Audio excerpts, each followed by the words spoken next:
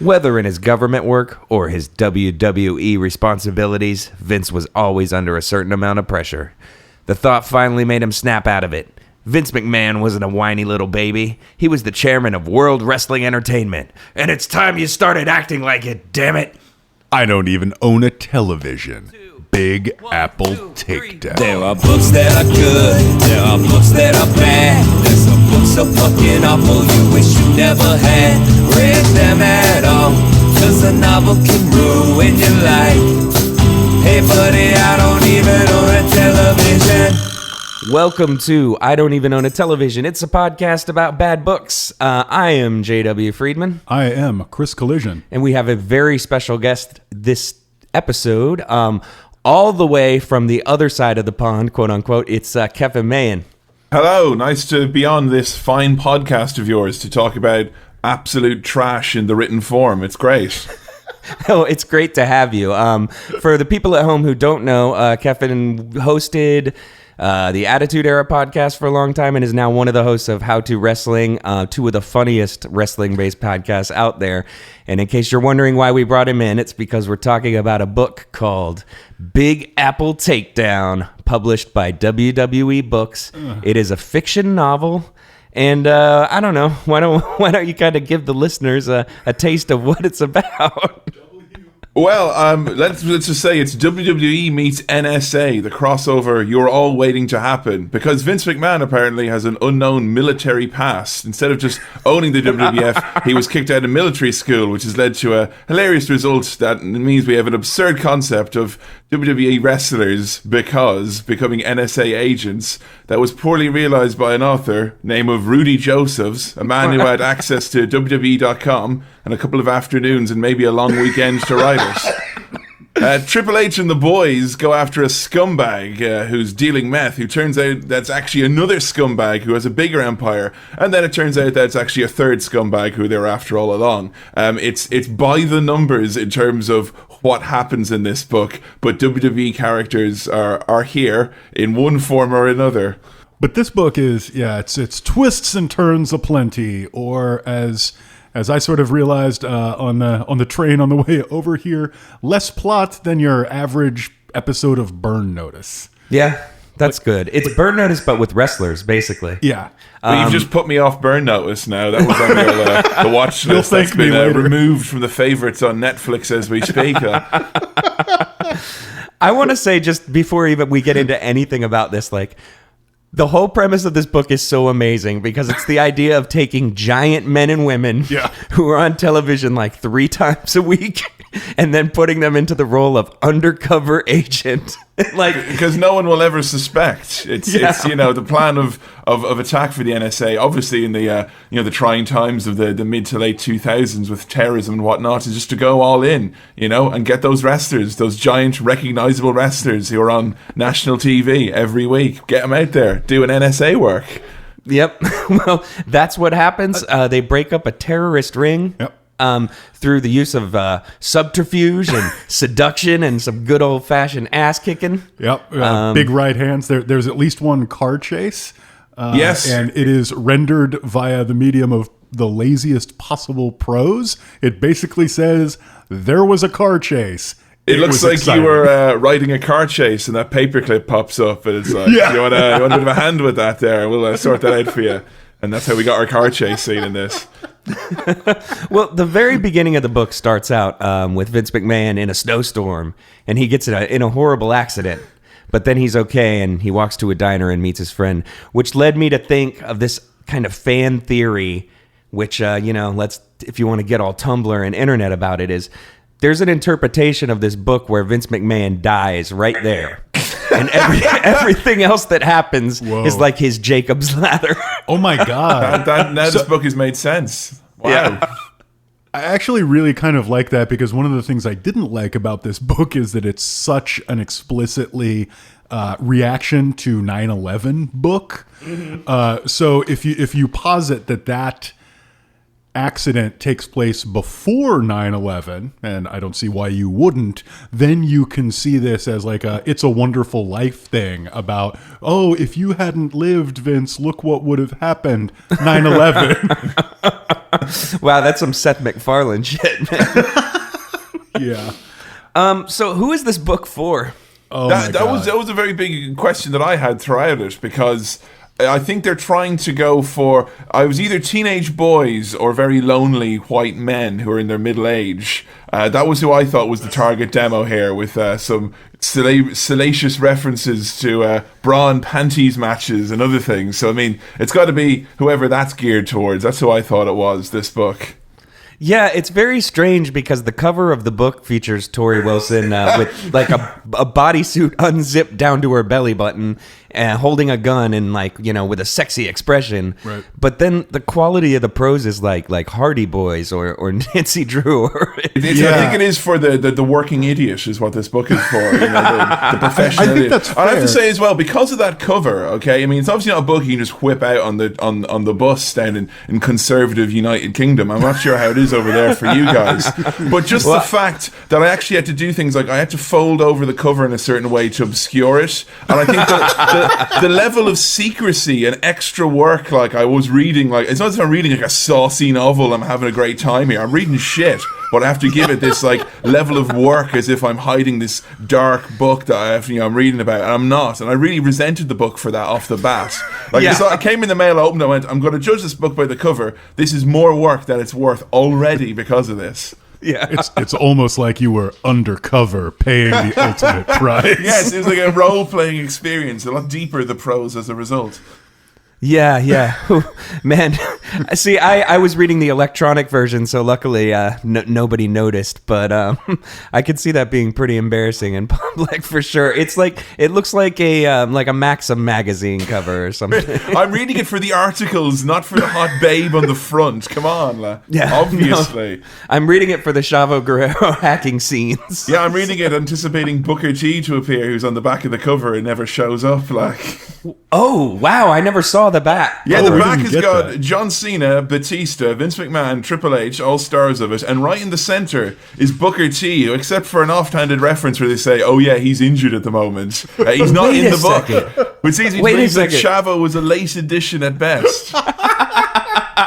Was there maybe there was a contract fight or something? I was thinking maybe Ray was originally going to be Booker T, and then they changed their mind for some reason, because they do describe him in a Booker T-ish way, which is to say they say he's large and black, which is about as many details as you get for most of the characters in this book. What I was hoping to see is that if they had replaced, Chavo with Booker, or Booker with Chavo, I should say, last moment, I was looking to see if there was any kind of like Chavo T, like they'd Command F'd it, and just went for a find and replace. All the references of Booker, change it to Chavo, make sure no one notices. But it was pretty watertight. He done his homework, this Rudy Josephs. Oh yeah, no, this was a really professionally done book. You're not going to find any mistakes like that. Although there's a couple with a of big dog like Rudy Josephs in the house. No, definitely not. I mean, there are a couple of twos instead of thes, and maybe a couple of egregious word choice errors, and perhaps some repetitive prose. But no, you're not going to catch him on a cutting and pasting error. Clearly not. No, this guy's a cut above. So let's get into some high points and some low points and kind of go round robin here. Holy crap, the dog is freaking out. Everybody at home, how come your dog sounds like a bag of Skittles falling on the ground? That's very interesting. Is that really a dog you've got? I mean, It is. He has longish nails right now, and we have wooden floors, and he's crippled, so he doesn't walk so good. And Also, I am eating a giant bag of Skittles. we emptied the thumbtack bag out, so that happened too.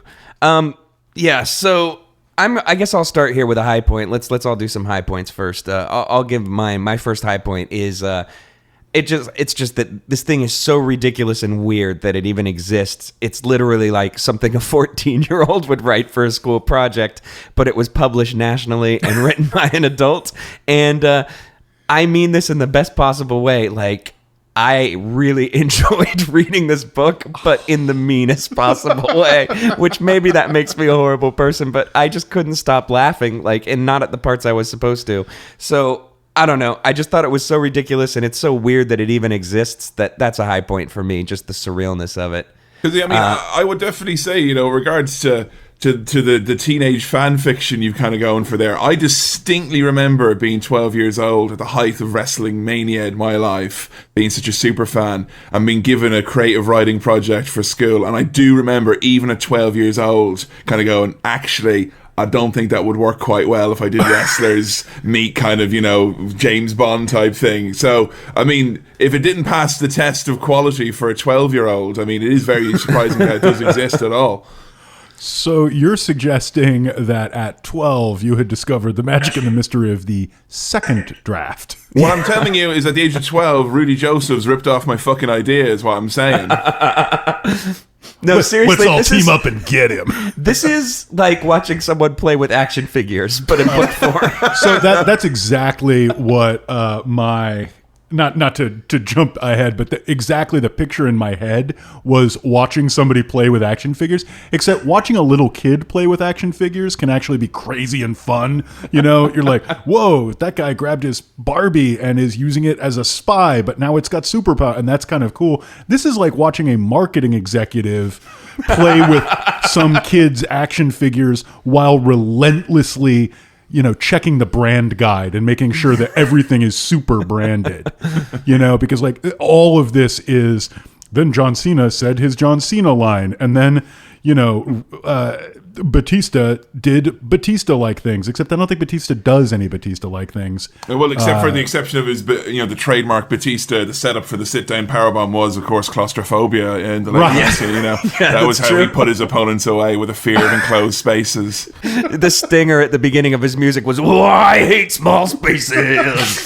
Don't leave me alone." Oh my god. So I guess I'll do a high point. Which is very much, I think, along the lines of both of your high points so far, which is Schadenfreude. My favorite was the hacking in this book, which is probably worse than even, CSI level hacking, NCIS level hacking. It is so ridiculous. And I just want to read a tiny brief passage of how the hacking in this book works. Chavo typed every command he could think of into the keyboard.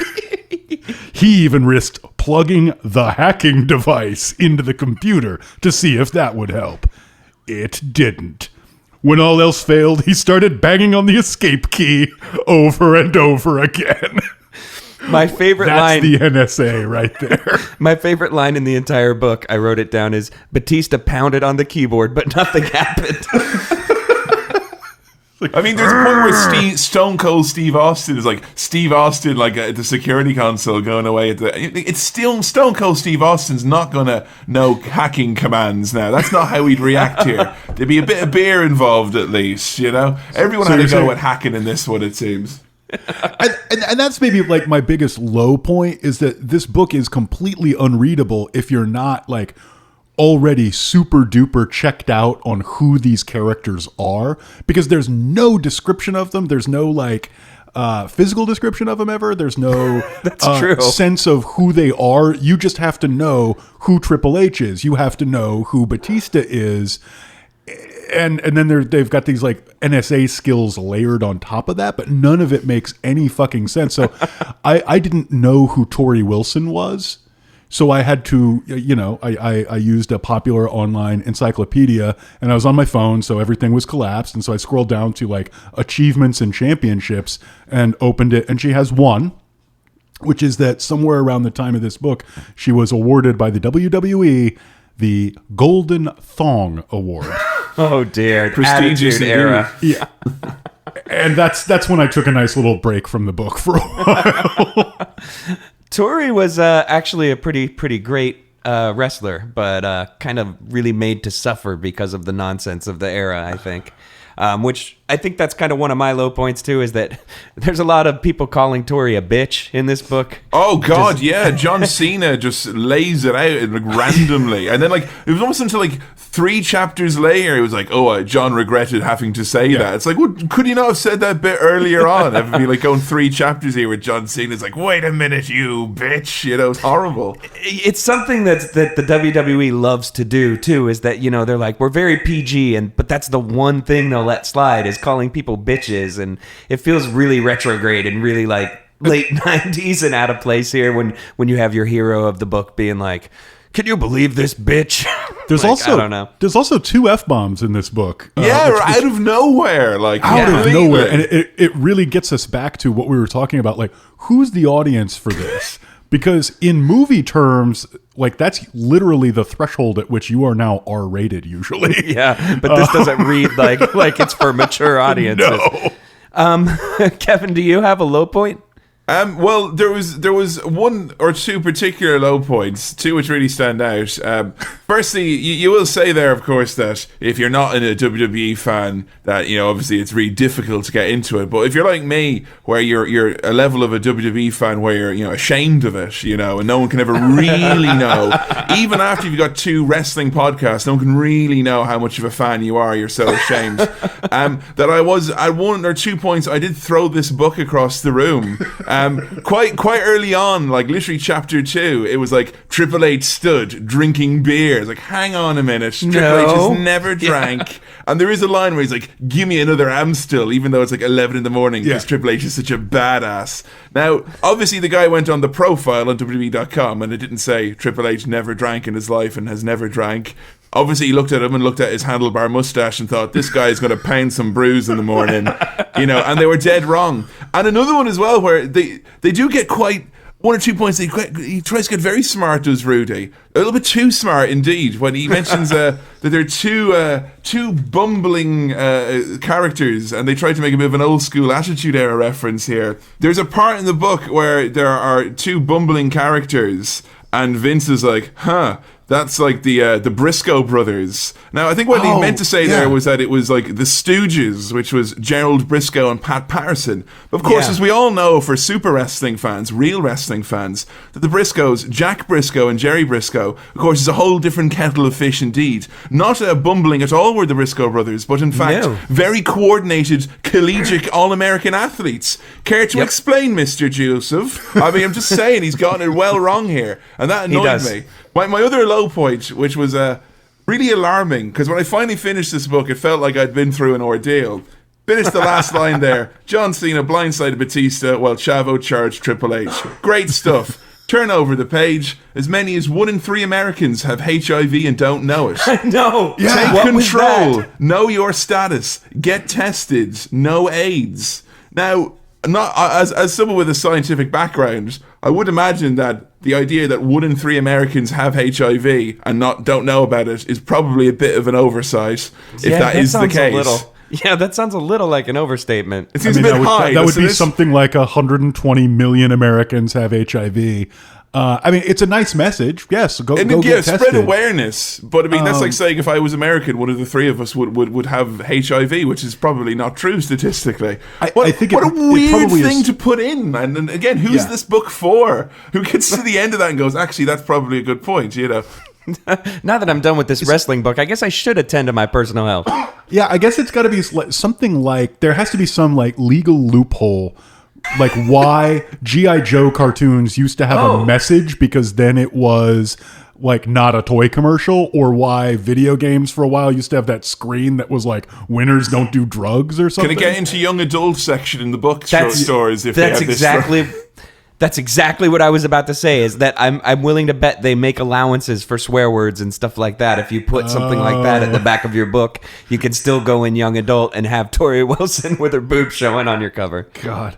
Yeah, it's like I'm surprised now though if that's true, that there isn't a moment where like Tori and John Cena have a quick heart-to-heart on an elevator or something. It's like, I sure am glad I stayed in school, John.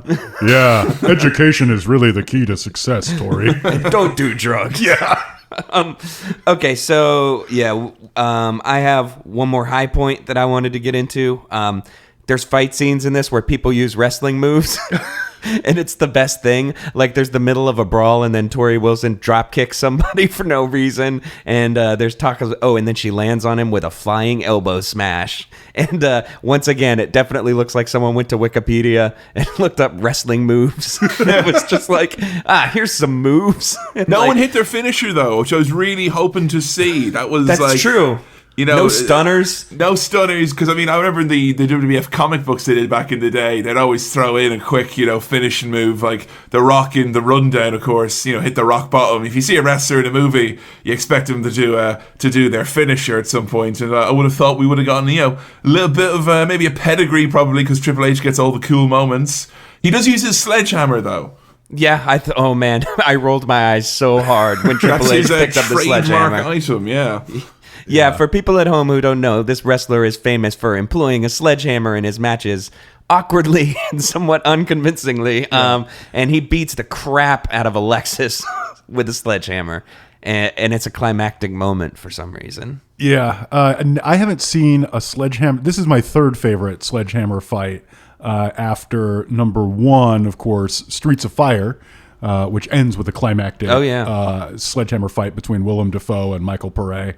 And number two, the Scrap the Caddy Clyde moment from Every Which Way But Loose, where Clint Eastwood tells his pet orangutan Clyde to rip up a bill collector's Cadillac.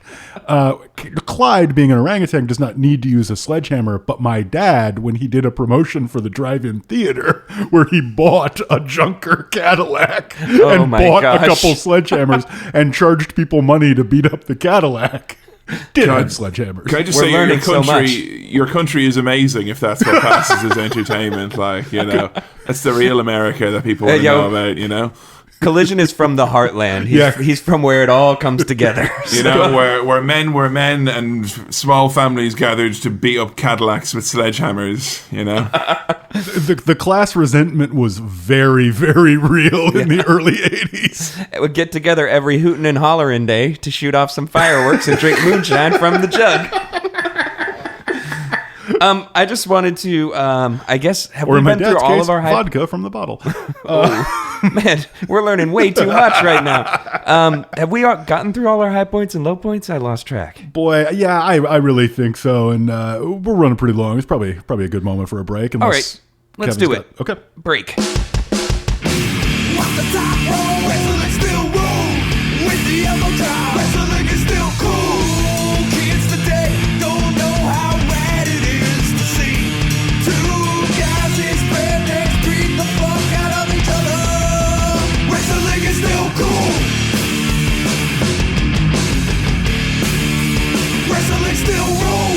All right, welcome back to I Don't Even Own a Television, a podcast about bad books where this time around we are grappling with Big Apple Takedown. Grappling with, you say? I see what you did there. Yeah, it's on theme, it's on brand, just like this book. Because it's like wrestling.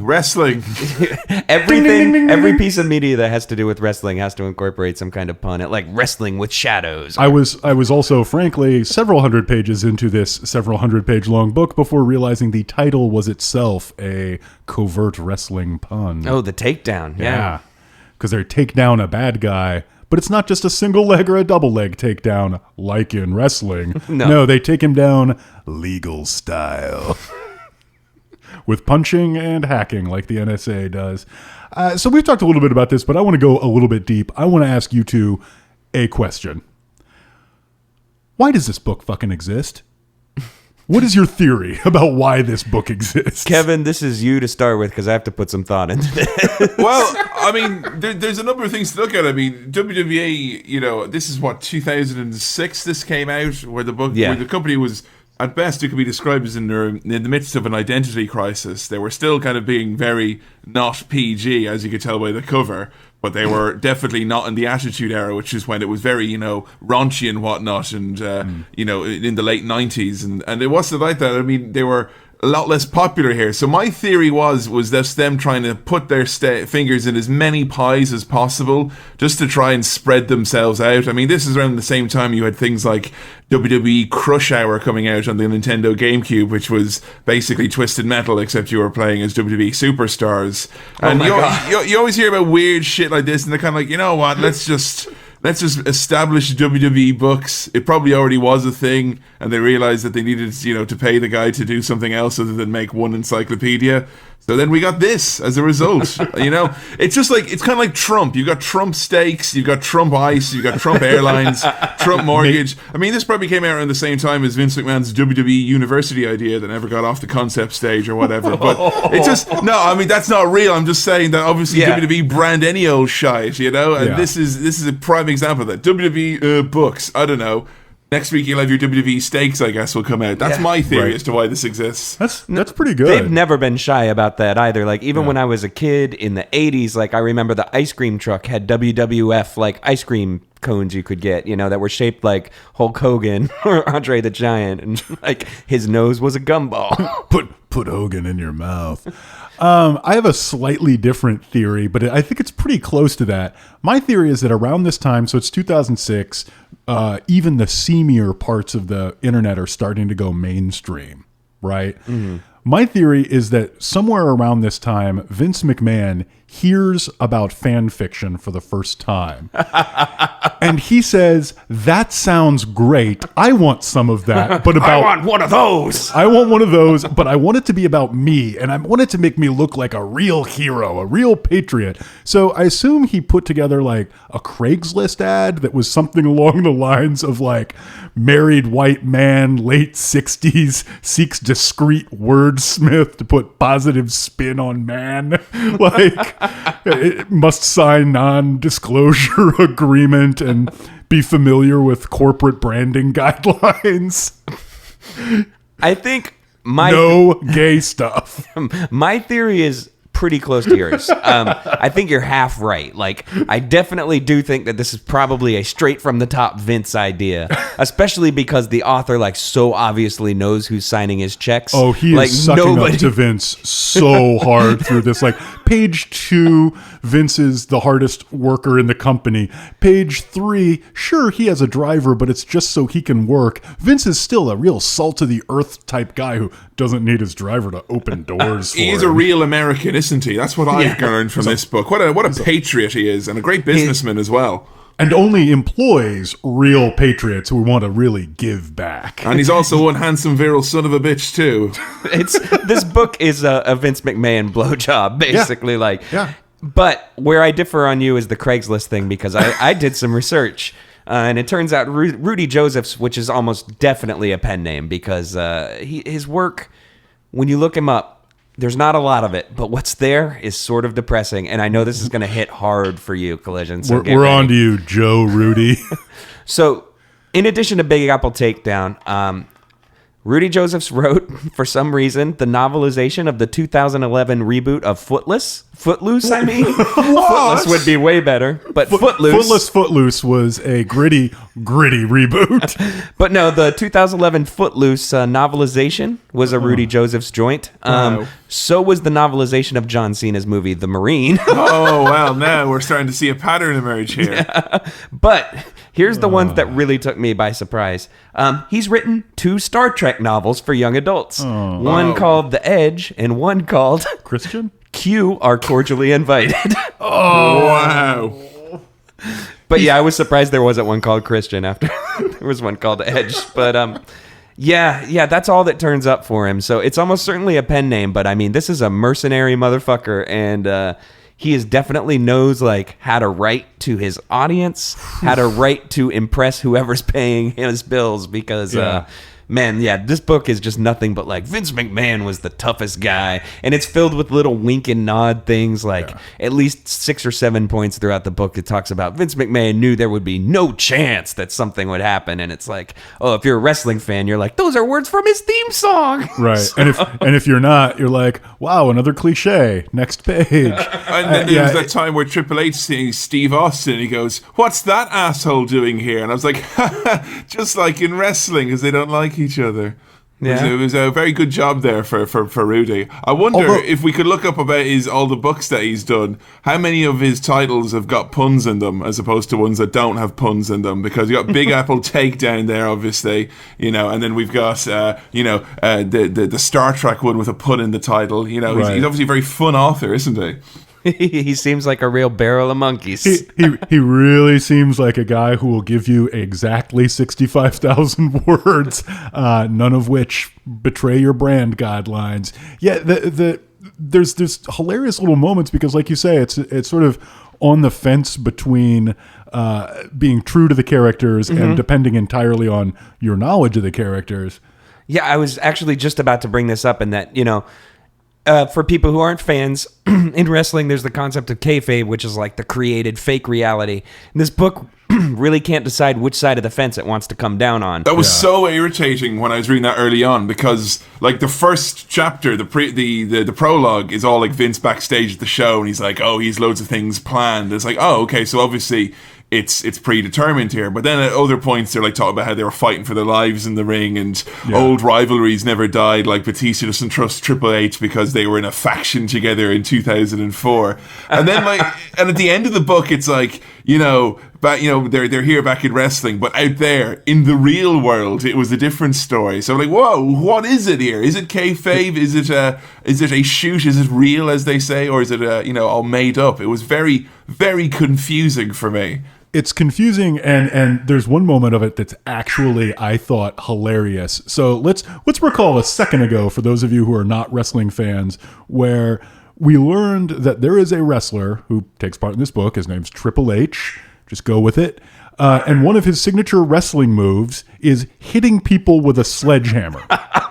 Okay, you make him sound way cooler than he actually is by the way you said that. Whoa, and he hits him with a sledgehammer. It's not that cool. Stop getting excited. No. Don't watch wrestling. He kind of holds it like a croquet mallet and like taps people with it. Jay, stop telling them they'll think we're lame.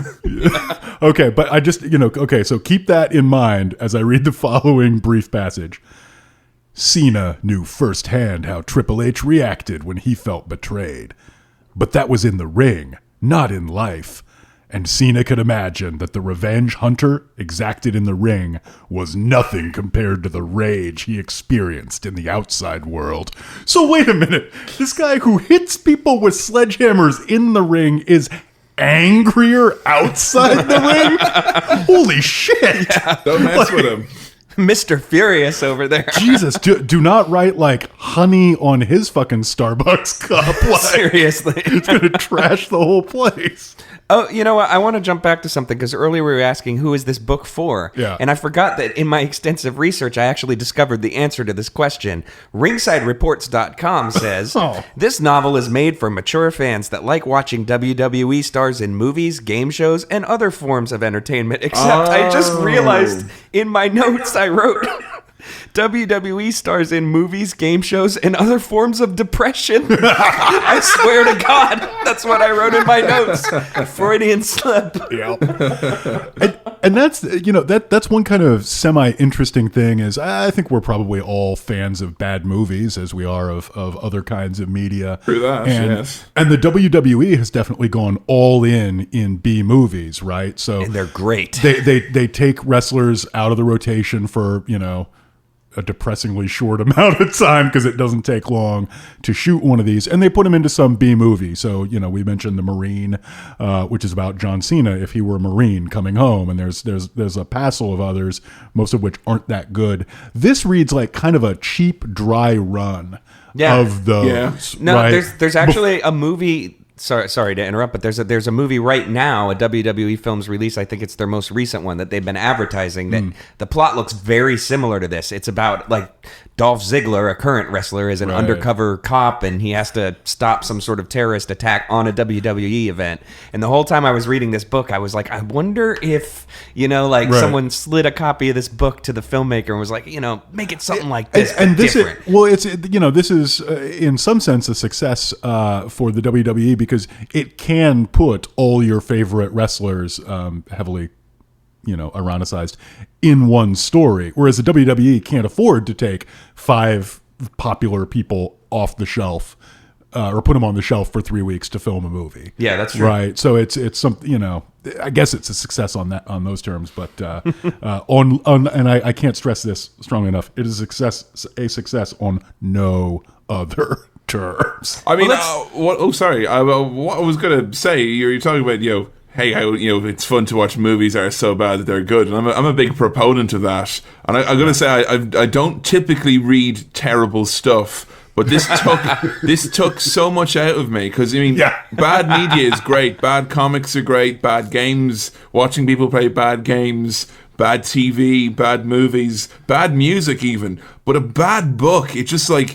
a vampire that sucks away all your time and energy. And you can't point and laugh at it with anyone without going, oh, well, in chapter 15, it's really like the least enjoyable form of bad media that there is, I've found for me, just personally. Talking about it with you guys has been very cathartic so far. Welcome to our reality, brother. 58 episodes deep.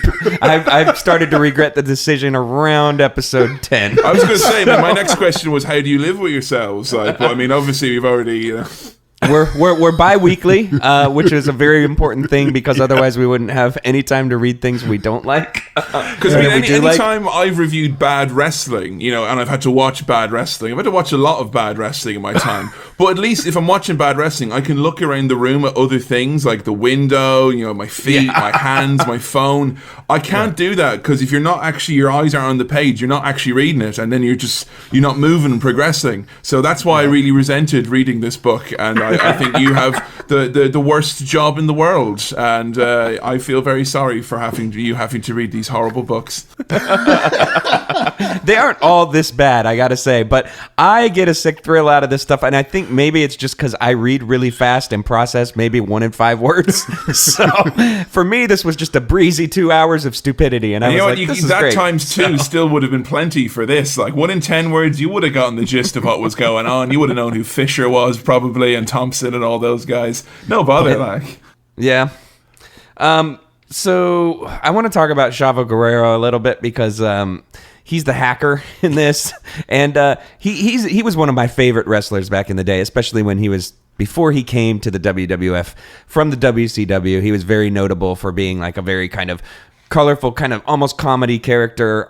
He and his uncle Eddie, may he rest in peace, like, were kind of a team, and they were always doing all this kind of, Eddie would try to get him to cheat, and Chavo wouldn't cheat. But the whole thing was that Chavo was just not ever portrayed as the smartest guy, which I know nothing about the man, but Chavo the character, like, the fact that they made him a hacker is the strangest thing to me. And the fact that his hacking techniques seem to consist of, at one point it says, he just pounded on the same key over and over. Yeah, no, that part earlier. Like, he's wailing on the escape key. Like, what is he, a fucking Vim user? But it's an odd inclusion for the book, an odd choice. Because, I mean, like, Chavo in 2006, I mean, he never really was a big star in the WWE, you could argue. I mean, certainly not along the lines of the other people who are in the book. So I found his inclusion to be very, very strange. I did like how they covered his training of becoming an amazing hacker was because he plays loads of video games. So it's like, those joystick skills aren't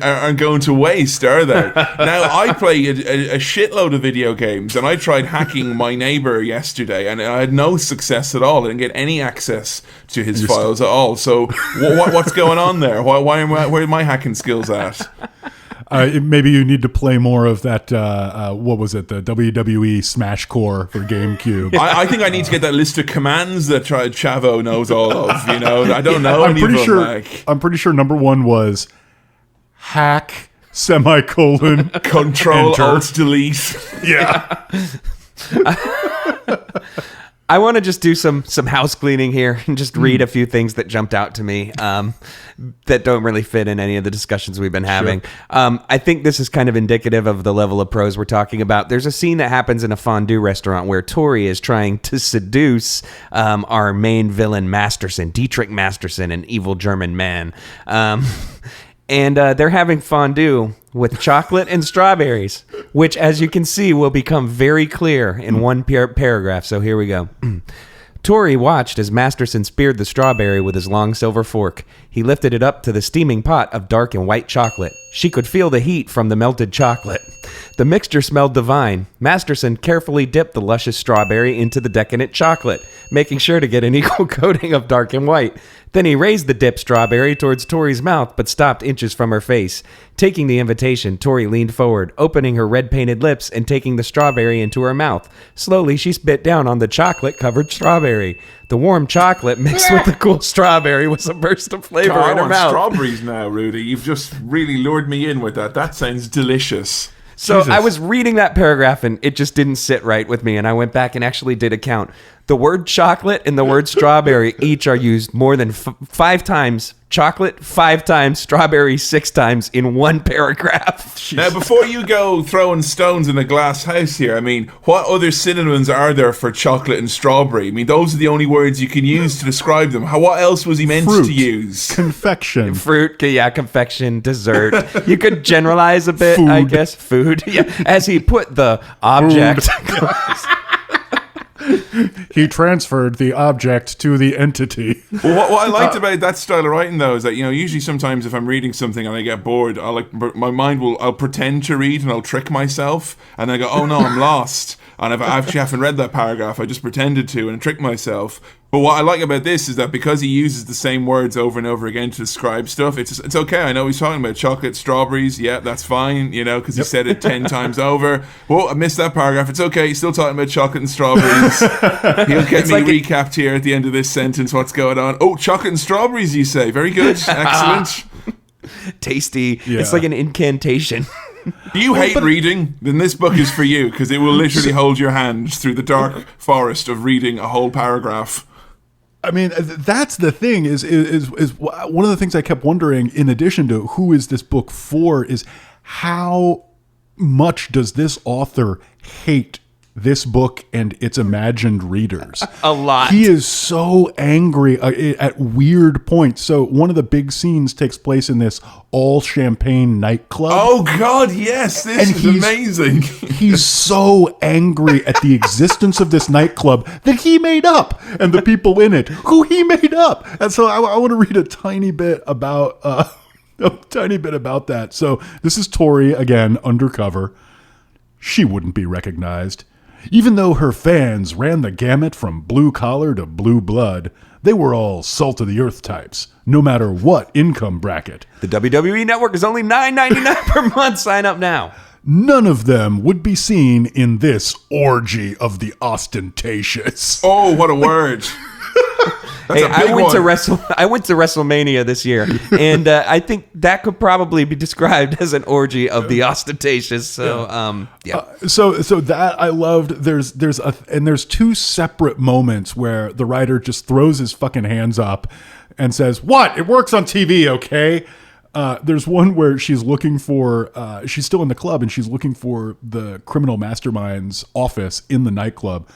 She was working off the premise of life imitating art. Check out any spy movie or gangster flick, and the club owner always runs his business out of a private room in the back. Masterson proved no different. This book has not earned the right at any point to get meta. Like, at any point. But Criminals, by their very nature. nature, are incredibly predictable, you know, so easy to pin down. That's why they all get caught all the time, you say. So, you know, that's obviously what Rudy was going for there with that sentence. To pin down. Those I idiot didn't cops catch didn't even that. check the back room. They couldn't even find the back room. You all know that's where it's all done, in the back room. Have you watched any gangster movies, you know? I mean, Vince literally, when he's getting recruited into the NSA in that diner scene, says something like, what is it? You think I'm an idiot? I've seen movies. I watch TV. Sorry, buddy. I'm nobody's fool, least of all yours. And he's meant to be talking in this scene to the head of the NSA, who is routinely portrayed as less smart than Vince McMahon. And I will tell you as well, the biggest point of disappointment the biggest point of disappointment for me in this book was when I realized I accidentally misread that he was the director of NASA, and I thought that they were... Oh, that would have been so much better. Can you imagine that there, but for the capital letter A, goes the greatest possible WWE novel of all time, Wrestling in Space. John Yeah. Cena did a barrel roll in zero gravity. Then he squeezed a droplet of water.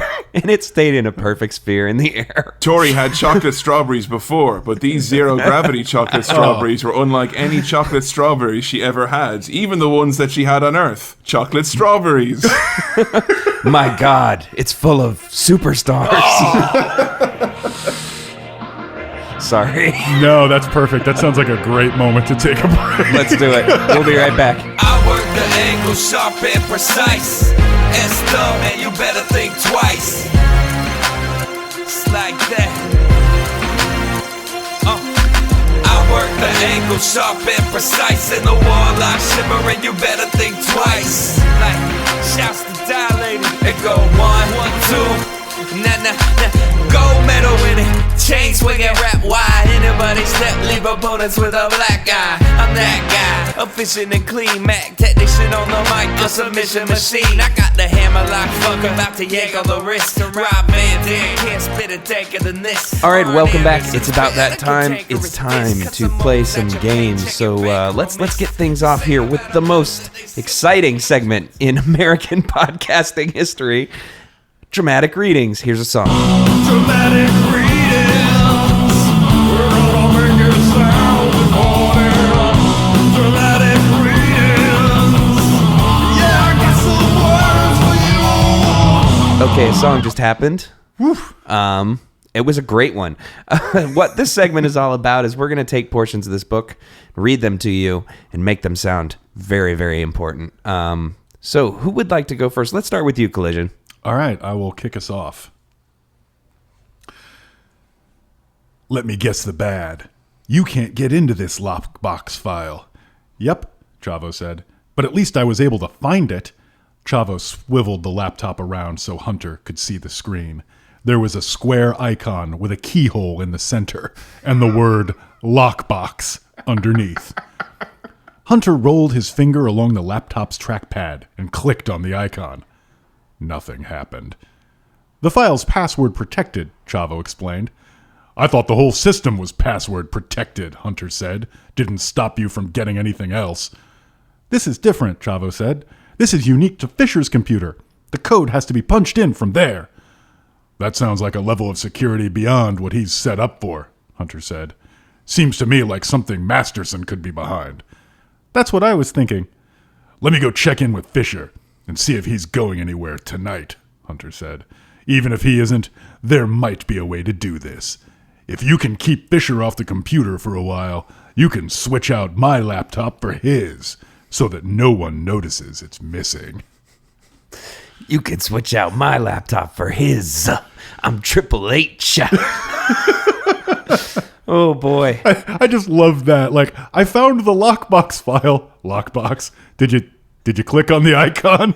Yeah? Did anything happen?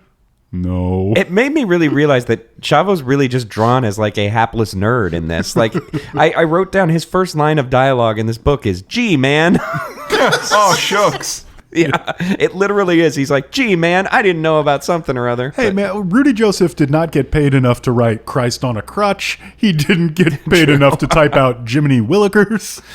Oh, man. Okay, Kevin, you got something. Yeah, I do. We'll give this a little bit of a setup. I mean, just solely because you have to realize that this is not a typical part of the book. This is a flashback to Vince McMahon's fictitious past when he was a member of a military academy for youths, and he's in there with the director of the NSA now, and he was in school with him, Philip Thompson, and this is Vince being caught for doing something untoward by headmaster Chadsworth Smith. The sword stopped, but remained aimed threateningly at Cadet McMahon. For a brief moment, Philip thought the headmaster was actually going to go through with it and use it on the cadet. Cadet McMahon, I assure you this is no joking matter. Headmaster Smith barked at him. Unless you tell me right now who helped you rig the student elections, you will be expelled immediately. Philip did his best to keep the look of glee off his face.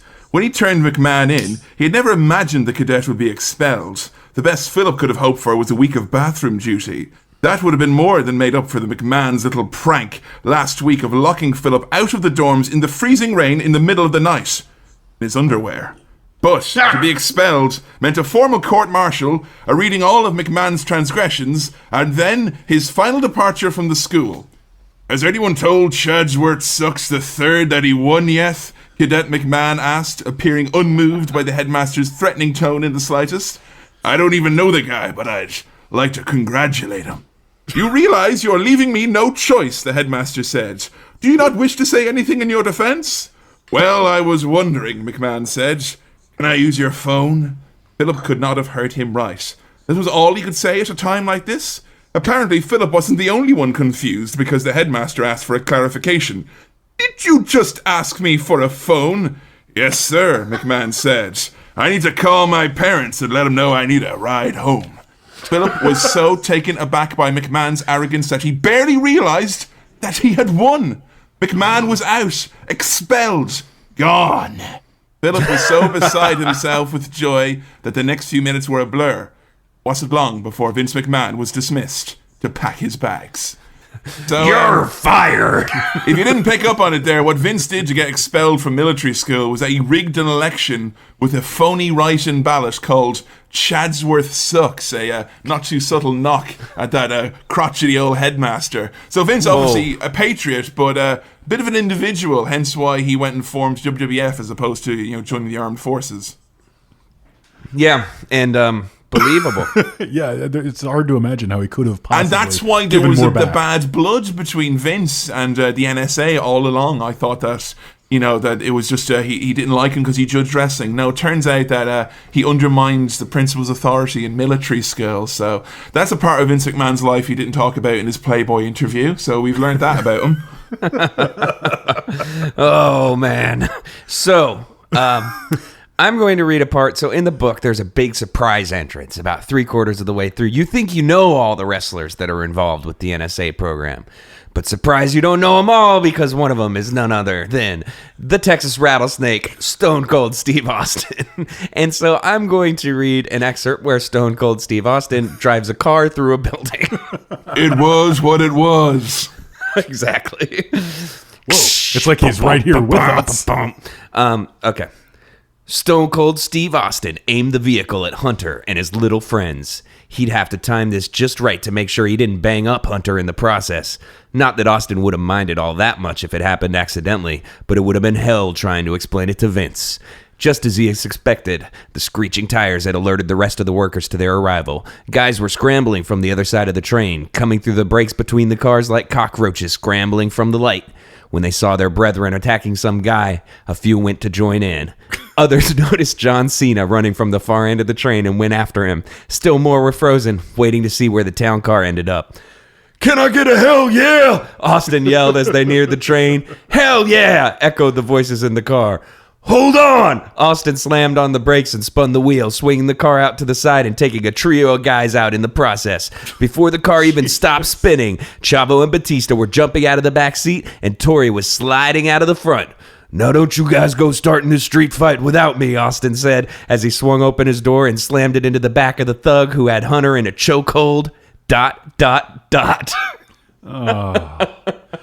It should be noted that fight scene, that street fight scene, has two separate instances of people knocking together two thugs' heads like coconuts to knock them out. It's also the book really doesn't go into catchphrases too much until this point in the book, and then everyone starts rattling them off. Like, around the same time, John Cena's like walking on the roof of a building, and he's like, This brings me. Yeah, okay, I'll stop. This brings me to my What Is Your Fave? Okay, here's a song. What is your fave?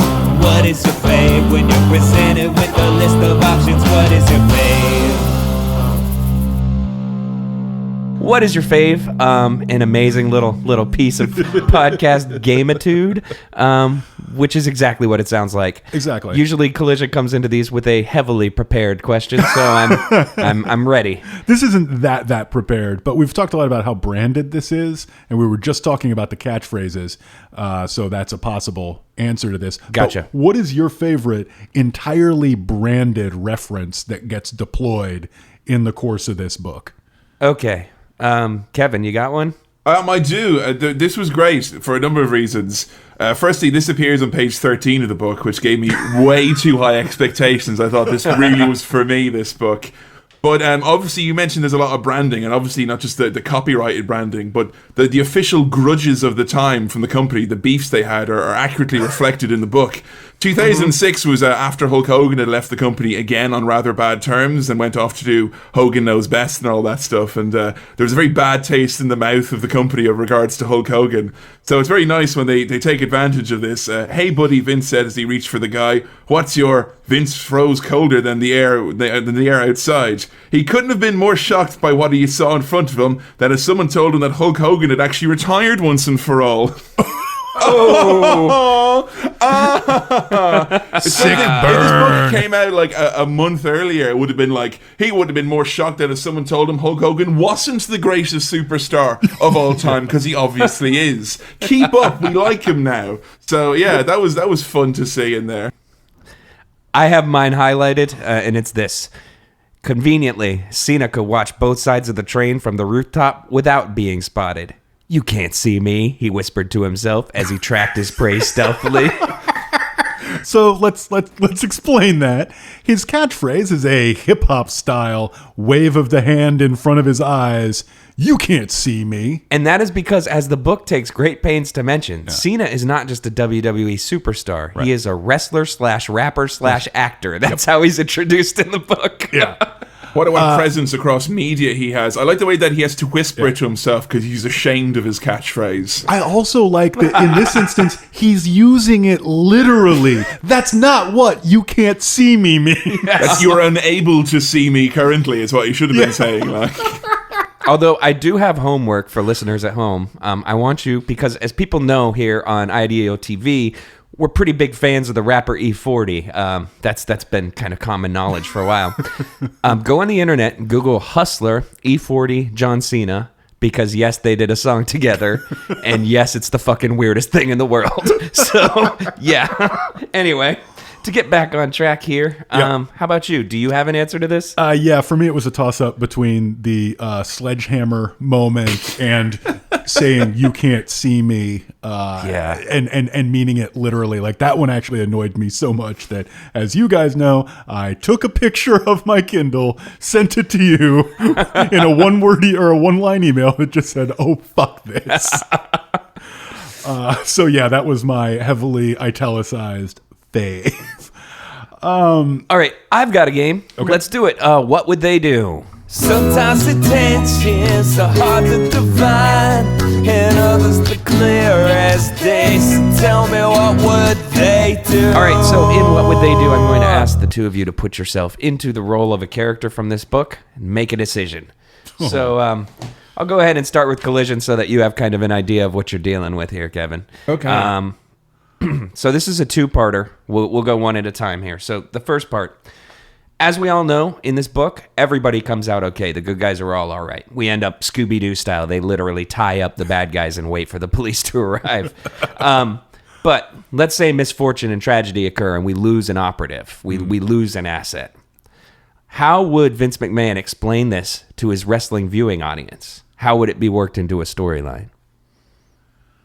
Oh shit, that's a great question. The thing is, like, when somebody's career or somebody's contract is up, they usually don't seem to mention it. They just disappear from TV and are never seen again. So I kind of assume that he would just do that. Okay, so you're saying just ignore it completely. More or less, yeah. Gotcha. Okay, so part two, any wrestler, current or present, who would he pick to replace them and why? Ooh. So in this, living or dead, let's pretend that's okay. So who in this case, which one came to a bad end? We don't know. We don't know. Just let's just say John Cena, because that would make the most people happy. Okay, so John Cena, in this scenario, has gone upstate to live on a farm with a nice family. Yep. Although he's actually the one that would get the hero's burial, right? That's true. Okay, so let's say it's Chavo then. Who? Chavo. Who? Oh, yeah, I get it. So yeah, he would be replaced by the mid-tierest Mexican wrestler willing to play a really horrible racist role for money that's not quite as good as we think. Okay. I was like, see, until you got to the racist thing, I was like, oh, Sin Cara. Like, mid-tierist Mexican wrestler. I know who that guy is. But yeah, the mid-tierist guy in Mexico who's willing to come make some relatively easy money working for Vince. Gotcha. Okay, so Kevin, if they died, how would that be explained in storyline? How would the audience come to grips with this? Well, I mean, if it's going to be current level, day thing, it would just be, the way they do it currently, which is either to not acknowledge it or to do a very dry corporate email at the start of the show, just explaining it or whatever. But, I mean, I like to think 2006, this was before WWE had been hit with the real bad tragedies that came in, later years. Yeah. And they were quite, fast and loose with taste at the time. So I would imagine what would happen, because Vince McMahon is always there to get his money's worth, that whoever it was that passed away tragically will be brought out on Raw for, what can only be described as a combination between a loser leaves town match where he has to go away forever and Weekend at Bernie's, as the wrestler is basically tried to, it's a real do the honors, match. Be a proper wrestler, respect the business and the veterans, go over on your way out, let someone beat you, but also then we'll bury you afterwards because you have died, and that is obviously very tragic. So yeah, that would be how I would say that 2006 Vince McMahon would have played it like that. Yeah, especially if it's a heel type character of like they could actually combine it in a very dry corporate email like, we wish you well in your future endeavors. In hell! Or they could finally do that much lauded feud where you have the dead come out and mock the living, and everyone's like, hey, wait a minute, he's making fun of our values. Boo! Where's John Cena? This guy sucks. You living with your blood and your oxygen. You make us dead sick. Get the hell out of here, boo! I'm the greatest undead U.S. champion that's ever lived. Wow, I sounded like Luna Vachon. And let me tell you something. The beer that the undead have is way better than the piss you drink down here in the supposed US of A, dude.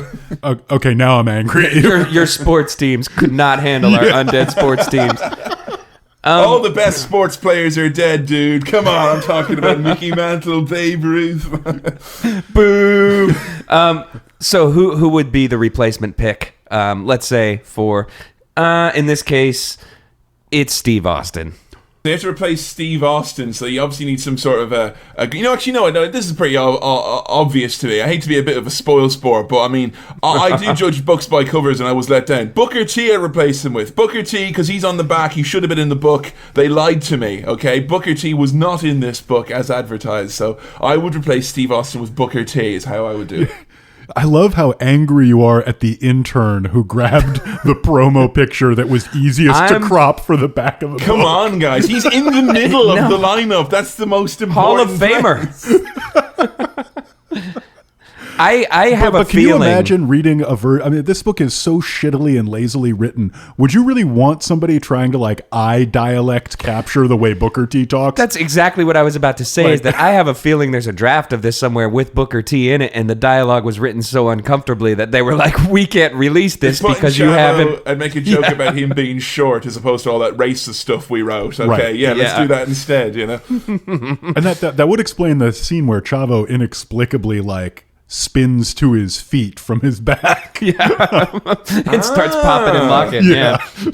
Yeah, he is described several times as a better rapper than John Cena. No, that doesn't actually happen. Okay, so we have one more. We do. We have one last game. We don't play this one that often, so I'm going to throw a little twist on it. This game is called World's Most Famous Fan.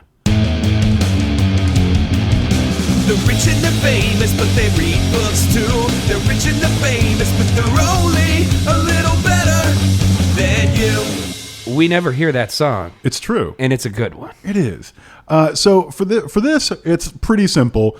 We've just read this book, and we have to imagine who the most famous fan of this book would be. But this time, since it's a little too obvious, since this is essentially WWE fanfic that somebody got paid to write. It's Vince McMahon! Yes, correct. So everybody, I want you to name one in WWE Universe character who you think would really, really like this, but then one non-WWE character who you think would really like this. Okay, I'll go first.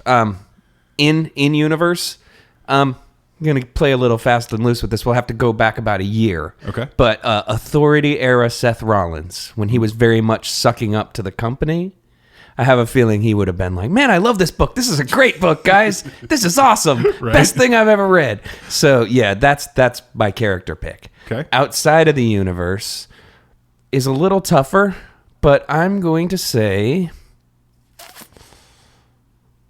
LeBron James, who was recently sighted wearing an Undertaker t-shirt during warm-ups.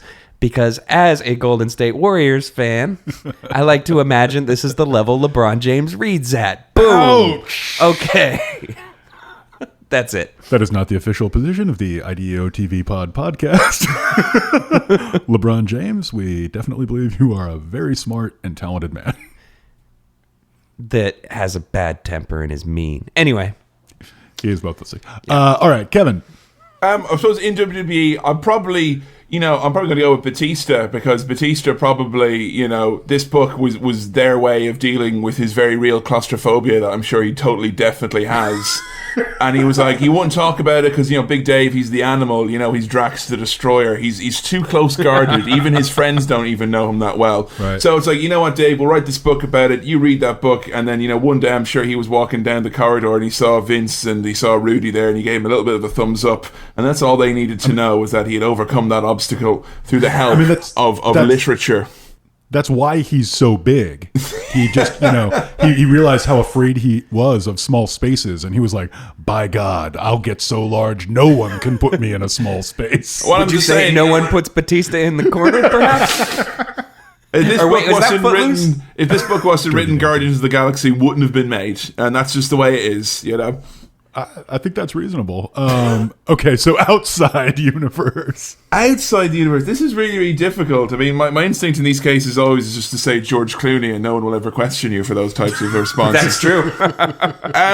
But I guess maybe, outside WWE, anyone who's probably tried to gain like a loose sort of idea of what WWE is about. Like, we've had cases of people like showing up in WWE who have no clue what it's about, and maybe this is a nice, easy way for them to get in. But, maybe like an Al Sharpton or a Donald Trump, people who famously appeared in WWE and haven't had a fucking breeze what was going on, just stood there getting money, getting publicity with the, Big Apple Takedown in the back pocket, like, So, and I'm sure Donald Trump, a native New Yorker, would, of course, have this in his back pocket, because it combines his love of WWE with his love of the Big Apple, which is being taken down in this, apparently. Yeah, I want to change my vote now. Because now that we're thinking along these lines, Hugh Jackman. Oh, yeah, Hugh Jackman. Because he guest hosted a Raw and had no clue what was going on. And I can just imagine Hugh Jackman like reading this book enthusiastically and like kind of rocking back and forth and then standing up going, it's got action, it's got wrestlers, it's perfect. Who wants to make a movie? Time to hit the weight room.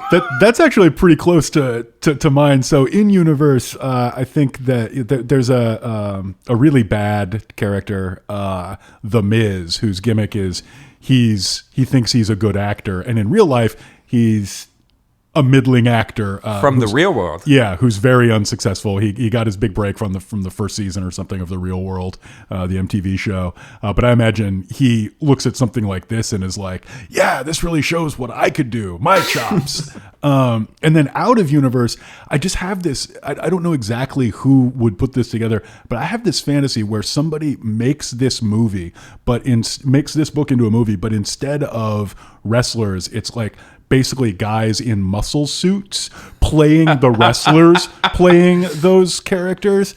And it would be like the most absurd, uncomfortable thing I think you'd ever seen. It would make like Tommy Wiseau look like a fast, fluid director. This sounds like a Lars von Trier experiment. Exactly. I really, yeah. So I that's really what I want is I want Lars von Trier or like Crispin Glover to make the most wooden, awful version of this possible.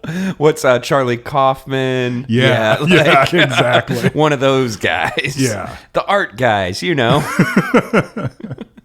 Oh, that's a pretty good call. So I believe we're all out of games. I think so. So let's take another break. We're going to come back, do recommendations and letters, and say goodbye. So stick around. The marks think when you're at acting like a jerk that is cute, but I could give a fuck less if this a work or a shoot. Got gorilla position vision when I lurk in the suit. Sledgehammer, this is Gallagher, berserking of fruits. I'm all about the bread, so the circus is moved. Circular logic with my politic and personal truth. Rap tight, but my mindset a virgin aloof. Hey, welcome back. We are still talking, but we're no longer talking about Big Apple Takedown, which is probably a good thing. What we are going to do instead is recommend some stuff that we enjoyed. Well, I enjoyed this book a ton, but I'm just going to say that we think you will enjoy. So, because I'm insane, it's worth mentioning. Like, absolutely. Because I like this kind of junk, and apparently I love inflicting pain upon myself and those around me who love me. But yeah, so let's get started with some positive stuff. So, Kevin, what do you got? Well, I would recommend, because this book is obviously, if you're not a WWE fan, is completely impenetrable. So if you are someone who's maybe looking to find out more about wrestling and dip your toe into the water, I'd recommend Mick Foley's autobiography, his first one, Have a Nice Day, which I've just finished reading to my partner, Joe, who I do How to Wrestling with. And it's been amazing because it doesn't take for granted you know anything about wrestling. You get to get a really great little history lesson about wrestling at the time and what came in the past and how it all works without being kind of insulting to your intelligence or being infuriating if you're a fan. So I would suggest checking out Have a Nice Day by Mick Foley. It's an obvious recommendation, but I'm a fan of many million years and I enjoyed it, and my partner, who's only just gotten into wrestling, has enjoyed it thoroughly. So, and my parents even liked it as well, and they're old, so, come on. Yeah, actually, that's I've previously recommended that book for almost the same reasons, and that I think, like, you can really enjoy it no matter where you kind of fall on that spectrum of wrestling fan, whether it's mega fan, not a fan at all, doesn't matter. So, yeah, I agree 100%. It's a great book. Collision. Yeah, this one was pretty hard. I thought about just going all the way up my own ass and recommending, probably for the multipleth time, Jane Eyre, which I read this year, and which was great. That would be the most dick move ever. Like, oh, enjoy your stupid little wrestling book. Now, why don't you read Jane Eyre? All right, fair enough. I was going to follow that, but no, I'm just going to recommend Jane Eyre. It's really good. Okay, cool. okay then. And I just want to say, Jane Eyre's hacking scenes are at least as good as the scenes of hacking in this book. But could you put zombies in it? I'd rather you didn't. Okay. All right, so for me, I can't even really talk because I'm about to do almost the same thing, just a slightly more modern version of it. I'm just recommending this because it's something that's been recommended to me for a really long time, and it took me a long time to get around to actually reading it, and it is Perdido Street Station by China Miéville, which I just think is an awesome piece of kind of... It's hard to describe. It's science fiction for sure, but it's way more literary than a lot of science fiction. It's very confusing but cool. It has a lot of independent threads that kind of weave together nicely at the end, and just a really good storyteller. Really has a gift for kind of like, painting pictures of scenery and characters, and there's a lot of cleverness in it too. So yeah, check that out if you're into sci-fi and you're not opposed to some of it gets a little punny, I would say, almost, but I like that. So can I just say, because you two both made me feel very, very insecure now picking big fancy books, just to point out for the folks at home, Have a Nice Day on the hardback is a very big book, and the font is very huge. Small, and there's only a slim photo collection in the middle, so it is probably up there with Jane Eyre in terms of the sophistication of the book, and I am very intelligent. No, you got to realize, I think this is the first time in like 6 weeks I've actually recommended a book. I've been like, you got to play this PlayStation game, so I wouldn't feel bad about it sandwich. At all. I'm like, I'm recommending Overwatch because it's fun. So yeah. Yeah. I mean, and honestly, Jane Eyre narrowly edged out my other recommendation, which was playing with WWE dolls, but unlike this book, making them kiss. I have a whole shelf at work that's nothing but WWE action figures, and whenever no one else is in there, man, they're just smooching up a storm. But no, I really do have a shelf filled with WWE action figures. We won't talk about that. I've got an ottoman full of WWE action figures. I see your shelf and raise you an ottoman. Oh man, you win. I bought one of those rings without realizing how large it was. I have nowhere to put it, so it's still folded up in my closet. I was like, I can put this on my desk. That thing's like fucking 3 feet by 3 feet. It's like made to scale. But anyway. And you know, one's boss does tend to frown when you literally take your computer off to set up your wrestling ring. This is what I'm really here for, boss. I do all my good work at home. I just come here to show people how moves work. Wait, why do you need a full wrestling ring? All you ever do is make the characters kiss. Okay. So,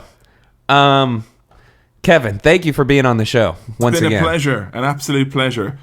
We are sorry that you had to read this, but it's been wonderful talking about it with you. I mean, it's kind of like, I kind of say thanks so much for letting me talk about this book, but then again, you're the people who made me read this book, so I'm kind of 50-50 about how I feel about the whole thing right now, you know, whether or not it was a good experience or not. But I just recommend to you that you keep the cover of the book around so you can paste it onto whatever you're actually reading. It's literally out in public. Just, you know, during the recording of this, apropos of nothing, like the book is literally fallen apart now. Like originally it was so old and dry, didn't want to be opened, and now the first third of the book is just collapsed out. There's a pile of pages on the floor.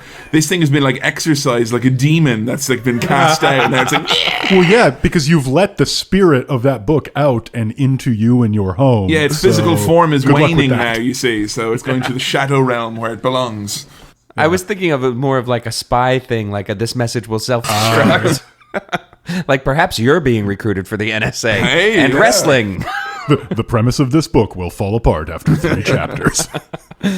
Well, yeah, anyway, thanks again so much for being on the show. Where can people keep up with you and what you're doing? Well, I'm on Twitter at Kefin Mahon, but more important than me are the podcasts that I do. And if you have an inkling about the world of wrestling, I've hosted the Attitude Era podcast, where we went through and viewed every pay-per-view, big show of the WWF's famous Attitude Era. So we've got like 36 episodes of that start to finish, and we've some other interesting things in the pipeline there for that down the line. And if you've never gotten into wrestling and you are maybe intrigued by our talks here today, my other podcast that I do with my partner Joe is called How to Wrestling, where I introduce her somewhat successfully to the world of wrestling. So each episode is going through either a topic or a wrestler to help a new fan get into the world of wrestling and try and, you know, figure out how weird it is. And you can support that show at patreon.com/howtowrestling, or check out our kick-ass website howtowrestling.com, where we've got all the episodes as well as reviews and articles about the world of wrestling. And we review the monthly pay-per-views there as well, so check out howtowrestling.com.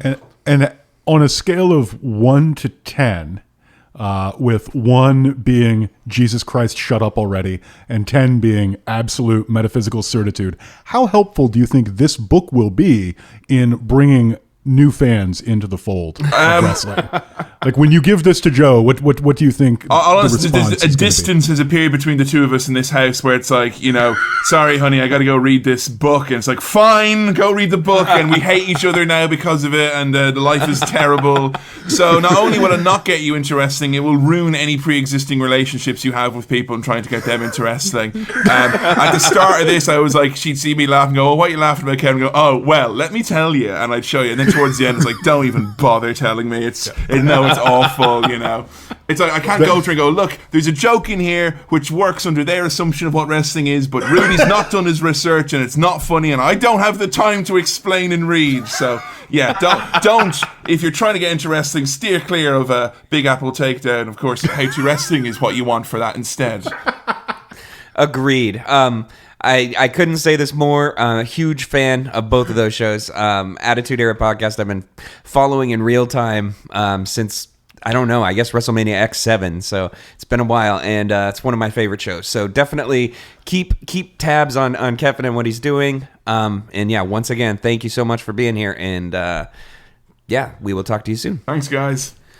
So, Sorry.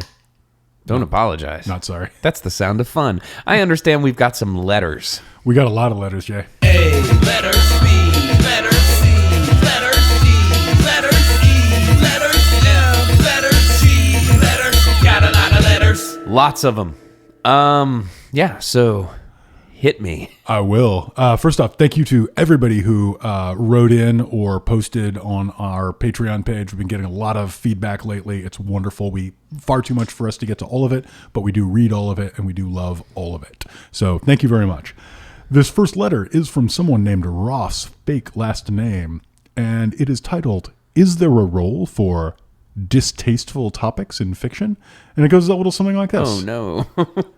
Hey guys, many of your episodes involve rightfully criticizing books for reprehensible depictions of ... unsavory topics. One of my favorite book series, A Song of Ice and Fire, prominently features sexual violence, incest, torture, violence, and all manner of cruelty. In my opinion, the despicable actions are important thematically and to the narrative. I also think Martin avoids minimizing the impact of and fetishizing the events. There are passages that are extremely difficult to finish, but I don't feel gross after reading them as I do with other books. See Snow Crash, Bad Voltage. Do you think that there is a place in literature for this kind of brutality? Is fiction an inappropriate place to explore this aspect of humanity? Love your work, Ross, fake last name. P.S. I recommend Snow Crash to my now wife when we were both in our early 20s. She read the pizza delivery scene and said, no thank you. In retrospect, I'm glad she didn't, as it may have imperiled our relationship. P.S. I really appreciate your podcast because it makes me feel like I don't have to think every book I read was good. I can just appreciate what I do and do not like and not let my expectations and others' opinions color my experience. So, that's very nice. Thank you very much for that. I'm just going to address the last part here in that I had a very similar experience in that when Senta and I first started dating, which was almost 10 years ago, I gave her a copy of Infinite Jest and was like, you have to read this. And she made it like 20 pages in and then stopped, and I'm very glad she did. So yeah. I love Infinite Jest. I think the first 40 pages are a mistake or a deliberate, I'm going to make this as bad as humanly possible. What, you're not interested in the trials of a Phoenix Cardinals kicker who has a marijuana problem? Once we get to that gets interesting. But the actual first big chunk of that book is just a guy sitting there waiting for his dealer to appear. Oh, shit, you're right. And it's deliberately off-putting, and I understand it as an artistic move. I don't think it was a particularly good or interesting one, and I think it is part of. There are two reasons people slag on that book that I think are pointless, and that is the first one, and the second is some weird like it has footnotes, therefore pretentious, therefore bad. That I'm not even going to interact with because it's too dumb. Well, the point that Senta made, and we've talked about this before on the show, is that ultimately it's a boy book with a capital B. Yes. That is a book for boys and young men, and I don't think that many other people are going to enjoy it because it is so kind of insular in its viewpoint, and I'm not saying that as a compliment. Like, I enjoyed that book, but I understand that I enjoyed that book because it was aimed directly at me as a person. I do think there's a little more to get out of it than that, but I think that is a good example of a not unfair or pointless criticism of a book that I think comes in for an awful lot of unfair and pointless criticism. Yeah. And I admit that it's an easy punchline at times, too. So. And it's just, it's turned from an easy way to say, look how smart I am, I've read Infinite Jest and I like it, all the way to, look how smart I am, I don't like Infinite Jest. Yeah. You know what I've noticed, though? We're both dodging this question. Oh, we're not. Yeah, no, we're meaning to get back to it. I just wanted to let the digression play out. So, what do you think about distasteful topics in fiction? I think there's definitely a place for it. I think they just need to be, treated with the respect that they deserve. They need to be served up in a way that's like thoughtful and has a point just beyond shock. And I'm not sure if I can really agree with the Martin stuff, honestly. While I do enjoy those books, I feel like especially the sexual violence is really unnecessary in a lot of ways. But, I don't think that means it's a topic that should never be discussed. There are books that are about this, that I like. I think it's just... It really all comes down to how it's deployed, and on this podcast, we talk about bad books, not good ones, so there's not going to be too many examples of people, doing this in a tasteful and thoughtful manner. Right. But I'm not one of those people that thinks, oh, there's topics that are 100% off limits no matter what. I think a lot of it just comes down to who's saying it and what they're saying, No, I think that's exactly right. And I'll actually go stronger. Not only is there a place for distasteful topics in fiction, I think the best fiction primarily revolves around precisely things that are hard to talk about or are not often talked about. I like to think the way we criticize and what we criticize books for, and again, it's a comedy podcast about bad books. Yeah. But what we criticize and the way we criticize it is people not really confronting the issues, usually just wallowing in them or just deploying them for some kind of easy or cheap effect. There's not a place for that in good fiction, as far as I'm concerned. No. And that said, that's it. Yeah, that's pretty much it. I don't think there are things that are off limits, but I think that if you're writing about that kind of stuff, you have a duty to take it seriously and actually try to say something about it. you have a responsibility at that point. You're not just fucking around anymore. You need to do the work and make sure that like what you're doing is representing things in a serious way that kind of presents the impact of what you're talking about and isn't just used to shock the reader, et cetera, et cetera. Or at least shed some light into it. I mean, a controversial book, but Lolita does an interesting job of putting you into the head of an extraordinarily bad person. Well, yeah, it's like probably the most misunderstood book of all time. But yeah, and like, is Lolita a positive experience to read? No, but it's also a legitimately great book precisely because it confronts a nightmarish topic. Arthur Koestler's Darkness at Noon is another good one because it shows true depths and true awfulness, but makes you reckon with them, and that's exactly, to me, what literature is for. Yeah, I mean, it goes back as far as Invisible Man and gosh, now I'm forgetting the name of the book, but whatever. Goes back as far as stuff like Invisible Man, which is like we're confronting a race issue, which isn't a comfortable thing to talk about, but it's like this is something that's a distasteful topic in every way. But America's race relations are the most distasteful topic. Yeah. So I mean, if you're a human fucking being, yeah, exactly. I think you're right. Good fiction revolves around that stuff, but there's a huge difference between that and just being like, hey, check this out. This is going to fucking really make you think someone's in danger. Here's some gut-splattering violence. And guess what? It involves a woman. Which is the level bad books operate on. So hope that's a suitably comedic answer to the question. Man, we got so serious. Let's keep it a little serious. This is from Scott, fake last name. And it goes a little something like this. Books you refuse to revisit. Good evening, IDEO TV Pod. I have made an executive decision not to listen to your Armor episode. When I read it, I was in my high school years and distinctly remember it being a fun, if not particularly intelligent, sci-fi action novel, and I'd rather keep the nostalgia goggles firmly in place. Are there any books you refuse to revisit for the same reason? Books you enjoyed reading when you were younger and don't want to find out that they were, in fact, crap. Thank you for the many hours of entertainment. You've made my morning commute to work much less frustrating. I would start by saying I don't remember any books that I've deliberately not reread because before I joined a Bad Books podcast, I spent a huge amount of time rereading. I used to do almost nothing but rereading, in fact, which is probably bad for me. I will say two avenues that were particularly interesting on this front. One, I read a ton of John MacDonald books about Travis McGee. And at a certain time in my life, I fucking loved them. They really spoke to me. And then over time, I thought the books were getting really sour and really negative.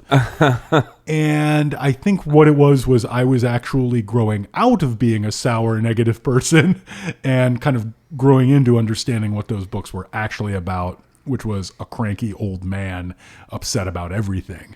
Yeah. So that's kind of close. And then a book that I've had a very different experience with is Samuel Delaney's book, not Dahlgren, but Samuel Delaney's book, Nova, which I've read maybe 4 or 5 times. And each time I've finished it thinking, wow, I am completely done with this book now. I've gotten everything there is to get out of it. And then a couple of years later, I reread it again, and I have a completely different take on it.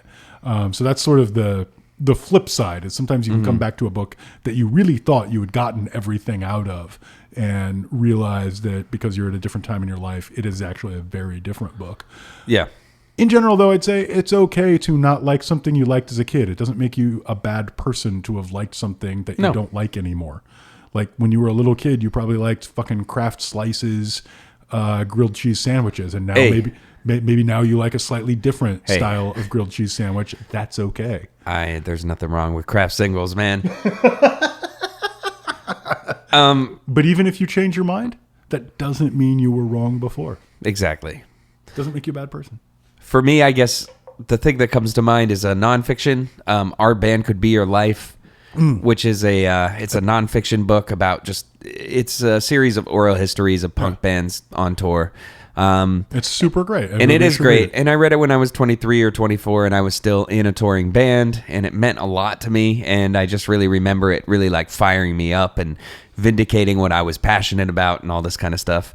And it's something that I know if I read it now, I think I would have to have a more cynical outlook on it. And there's no way I would be able to kind of enjoy it with the wild abandon that I did originally. So that's one I don't want to revisit as a cynical adult, because it inspired me so much, and so much of that was just due to complete ignorance of how the world works. That's pretty fair. I think it's a great. I think it's a great answer. That's pretty much all the letters I wanted to go through this time. But like we said, keep them coming. You can email us anytime at idon'tevenownaTelevision@gmail.com. You can contribute to the wiki at heybuddy, I don't even own a television.wikia. I think com, maybe org. I don't know, man. You can find links to that. You can tweet us at IDEOTVpod. You can find us on Facebook at the same place. You can join the I don't even own a television fun time party pit. On Facebook, man, we have Facebook. So many things now. We're available. That's what we're saying. The most important thing, though, is just to continue to listen. And if you like the show, tell your friends or give us a good review wherever you're hearing it. Exactly. We also had a phone call, I believe. That's true. Let's do one more letter. Okay, this is a phone call letter, though. Beef jerky. Oh man! Oh my God! So if you see envelope. the IDEO TV Pod van driving around town, honk and throw up the horns. It's the phrase that pays. Free T-shirts to anybody who sends us $1,000. But anyway, thank you so much for listening. We will see you very soon when we'll be talking about another horrible book. And until then, keep reading crap. Not just the best, but the best of the best. Shooting star from the top, I impressed with the press. Whoa, fuck the chin lock, no time for rest holes. Bless a mic and got a lot of wrestlers in stress mode. Get it in, put them down with Kid Sasha. Bo Maye said I run the ring proper. Ain't here to bump nothing but freaks, I'm Big Papa. The rep will throw an X up for the real showstopper. Ain't here to do no cleaning or make rain. Style is perfection, I ain't got a mistake game. 5-star matches on time like a freight train. Call me up.